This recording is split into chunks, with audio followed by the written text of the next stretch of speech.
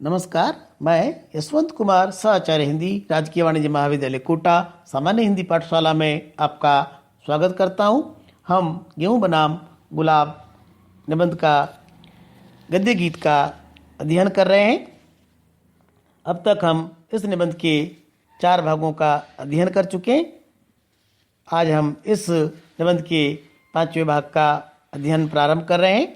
गेहूं की दुनिया खत्म होने जा रही है। वस्तु दुनिया जो आर्थिक और राजनीतिक रूप से हम पर छाई है, गेहूं की दुनिया धीरे धीरे खत्म होने जा रही है, खत्म हो रही है। गेहूं की दुनिया का अर्थात स्थूल दुनिया जो आर्थिक और राजनीतिक रूप से हम पर छाई हुई थी, जिसका हम पर प्रभाव था, धीरे धीरे वह दुनिया खत्म होती चली जाएगी। तकनीकी का, विज्ञान का एक नया संसार विकसित होता चला जाएगा। जो आर्थिक रूप से रक्त पीती रही है, राजनीतिक रूप में रक्त की धारा बहाती रही है। प्राचीन काल का संसार जो आर्थिक शोषण करता था, सामंतों के रूप में, साहूकारों के रूप में, पंडित पुरोहितों के रूप में, वह आर्थिक रूप से रक्त पीने वाला संसार धीरे धीरे नष्ट हो रहा है। और राजनीतिक रूप में रक्त की जो धारा बहती रही थी, उस प्रकार की गेहूं की जो दुनिया थी, वो दुनिया अब खत्म होने जा रही है। अर्थात प्राचीन काल में राजा लोग अपने शासन का विस्तार करने के लिए, या प्राचीन जो राज्य थे, उपनिवेश थे, उपनिवेशों को जन्म देने वाले थे, उनके जो शासक थे, वे अपनी सत्ता बनाए रखने के लिए, दैहिक आवश्यकताओं की पूर्ति के लिए, भौतिक आवश्यकताओं की पूर्ति के लिए संसार का शोषण भी करते थे, रक्त भी पीते थे और रक्त की धारा भी बहाते थे, अर्थात रक्तपात करते थे, युद्ध करते थे। धीरे धीरे एक दिन वह संसार समाप्त हो जाएगा, वह दुनिया समाप्त हो जाएगी। इस प्रकार की कल्पना, इस प्रकार के विचार रचनाकार यहाँ पर व्यक्त कर रहे हैं। अब वो दुनिया आने वाली है जिसे हम गुलाब की दुनिया कहेंगे। शीघ्र ही वह दुनिया आएगी, संसार ऐसा हो जाएगा जो गुलाब का संसार कहलाएगा। भावनाओं, कल्पनाओं, विचारों का संसार बन जाएगा। गुलाब की दुनिया, मानस का संसार, सांस्कृतिक जगत, गुलाब की दुनिया अर्थात मन का संसार, कल्पनाओं, भावनाओं, विचारों, स्वप्नों, श्रेष्ठ सकारात्मक प्रवृत्तियों का संसार होगा। मनुष्य की सांस्कृतिक वृत्तियों का संसार होगा। आहा, कैसा वह शुभ दिन होगा जब हम स्थूल शारीरिक आवश्यकताओं की जंजीर तोड़कर सूक्ष्म मानस जगत का नया लोक बसाएंगे। रचनाकार कह रहा है वह दिन बड़ा मंगलकारी होगा जब हम भौतिक आवश्यकताओं, आहार, निद्रा, मैथुन की आवश्यकताओं से, भोजन, वस्त्र, आवास की आवश्यकताओं की जंजीर को तोड़कर, बेड़ियों को तोड़कर सूक्ष्म मानस जगत का एक नया लोक बसाएंगे, एक नया संसार बसाएंगे। जब गेहूं से हमारा पिंड छूट जाएगा और हम गुलाब की दुनिया में स्वच्छंद विहार करेंगे। एक दिन ऐसा होगा कि भौतिक आवश्यकताओं से हम मुक्त हो जाएंगे। विज्ञान इस प्रकार की स्थितियां निर्मित करेगा कि हमको भोजन के लिए गेहूं पर निर्भर नहीं रहना पड़ेगा, भोजन पर निर्भर नहीं रहना पड़ेगा। हम सीधे ही पृथ्वी से, आकाश से अपने भोजन की आवश्यकताओं की पूर्ति कर सकेंगे। हम गुलाब की दुनिया में स्वच्छंद विहार करेंगे। हम मानस लोक में, कल्पना भावना के लोक में मुक्त रूप से विहार करने लगेंगे। गुलाब की दुनिया, रंगों की दुनिया, सुगंधों की दुनिया, गुलाब की जो दुनिया होगी वह रंगों की दुनिया होगी, सुगंधों की दुनिया होगी, अनुभूतियों, कल्पनाओं, भावनाओं की दुनिया होगी, स्वप्नों की दुनिया होगी। भौरे नाच रहे, गूंज रहे, फुल सुंगनी फुदक रही, चहक रही, कैसा संसार होगा। भौरे नाच रहे होंगे, गुंजार कर रहे होंगे, फुल सुंगनी नाम की चिड़िया फुदक रही होगी, चहक रही होगी, चारों तरफ नृत्य होगा, गीत होगा, आनंद की लहरें उठ रही होंगी, आनंद का उत्साह छाया होगा।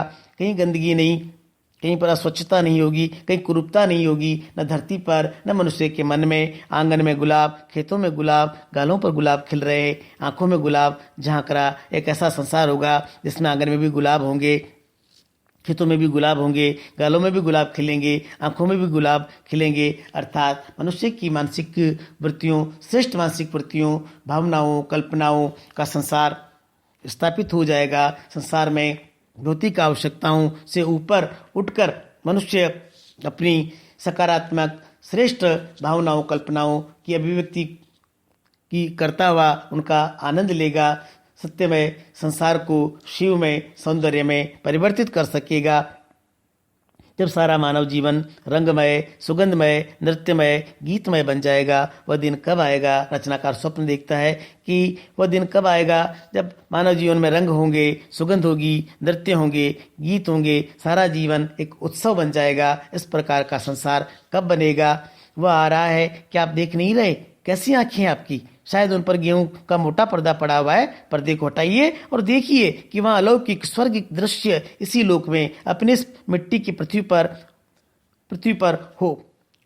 वह नई दुनिया, वह नया संसार जो भावना का, कल्पना का संसार है, संगीत और आनंद का संसार है, संगीत और साहित्य का संसार है, वह अभी हमको दिखाई नहीं दे रहा है, परंतु एक दिन वह हमको अवश्य ही दिखाई देगा। अभी हमारी आंखों पर गेहूं का मोटा पर्दा पड़ा हुआ है, भौतिक आवश्यकता का पर्दा पड़ा हुआ है। जिस दिन ये हमारी भौतिक आवश्यकताएं समाप्त हो जाएंगी, हम इन आवश्यकताओं से मुक्त हो जाएंगे। वह अलौकिक स्वर्गिक दृश्य जिसमें कल्पना और भावना की प्रधानता होती है, कल्पना और भावनाएं अपने आप को उन्मुक्त रूप से, स्वतंत्र रूप से, सकारात्मक रूप से विकसित करती हैं, अभिव्यक्ति होती हैं। इसी मिट्टी पर, इस